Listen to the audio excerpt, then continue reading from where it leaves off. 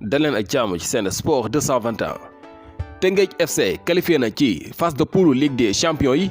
ci match retour bi nga xamante ni amoon nañu ko seen diggante ak Raja Club Athlétique du Maroc mu nekkoon nag li nga xamante ni gëjoon nañu ko gis fii ci Sénégal 15 ans amul benn club bi nga xamante ni mos na jàll ci préliminaire yi muy depuis 2004 amul benn club bu Sénégal bi nga xamante ni qualifié na ci phase de poule Ligue africaine des champions match aller bi 0-0 la woon ci Sénégal retour bi foofu la ca Maroc ñu dem 90 minutes kenn mënta gañe sa morom ñu dem prolongation ba mujjee ci li nga xamante ni mooy tiro bi waaye ñi nga xamante ni ñoo di Teungueth FC ñoo dóor Raja Club 3-1 ci li nga xamante ni mooy série penalty Teungueth FC nag jamono yi qualifié ci li nga xamante ne mooy phase de poule Ligue africaine des champions loolu may leen sax ñu jot prime bu am solo bi nga xamante ni mën nañ ko dimbali ko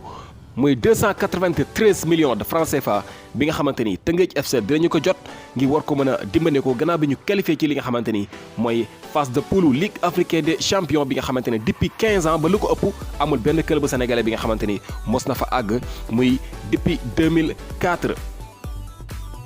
Mbaye Diagne l'international sénégalais moom nag ab doublé la amal ci match bi nga xamante ne Galatasaray amoon nañu ko seen diggante ak Konya Sport waaye nag ànd ak loolu yëpp dañu leen dóor 4-3 kii di Mbaye Diagne jamono yi marqué li nga xamante ne mooy 8e biam de la saison foofu la ci Super League bu Turquie.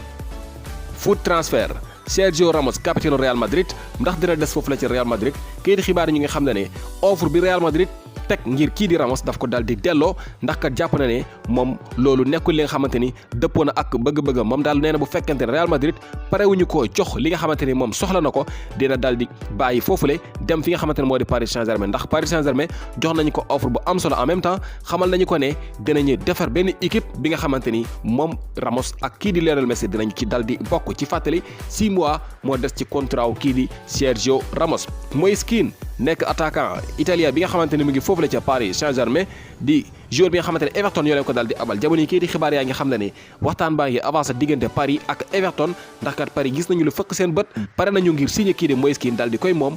35 millions d'euros mooy somme bi nga xamante ni Paris war nañu ko fay buñ sukkandikoo ci kayiti xibaar yi.